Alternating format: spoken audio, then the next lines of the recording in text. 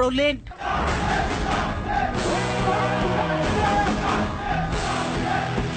No Bodoland, no rest.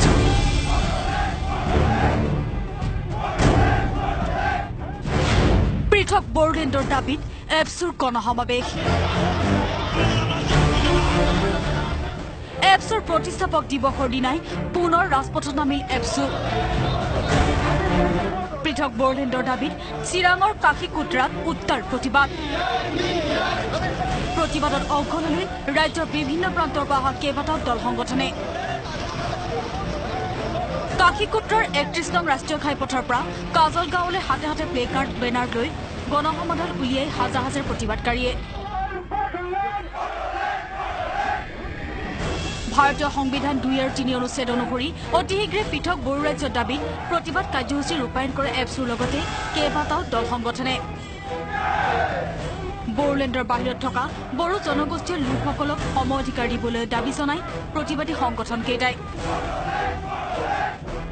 Bodo জনগোষ্ঠীৰ লোকসকলৰ সমস্যাসমূহৰ ওপৰত আলোচনা কৰা হ'ব বুলি কেন্দ্ৰই আশ্বাস দিছিল যদিও আজিলৈকে কাৰ্যত পৰিণত নহল ফলত অৰ্থনৈতিক ৰাজনৈতিক শিক্ষা আদি বিভিন্ন ক্ষেত্ৰত পিছ পৰি ৰোৱা বুলিও মন্তব্য প্ৰকাশ কৰে এপছুৰ সভাপতি প্ৰমোদ বড়োৱে যেতিয়ালৈকে Bodoland সমস্যা সমাধান নহয় তেতিয়ালৈকে সংগ্ৰাম চলি থাকিব আৰু এই সংগ্ৰামটো আণ্ডাৰ এষ্টিমেট কৰাটো চৰকাৰৰ ভুল হ'ব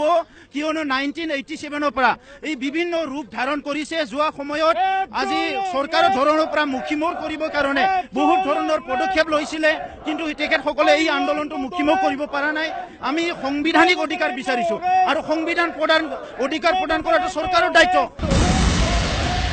বড়ো জনগোষ্ঠীসকলৰ সমস্যাসমূহ কেন্দ্ৰই অতি শীঘ্ৰেই সমাধান নকৰিলে পৰৱৰ্তী সময়ত ইয়াতকৈ ভয়ংকৰ বড়ো আন্দোলন হ'ব বুলি সকীয়াই দিয়ে প্ৰতিবাদকাৰীসকলে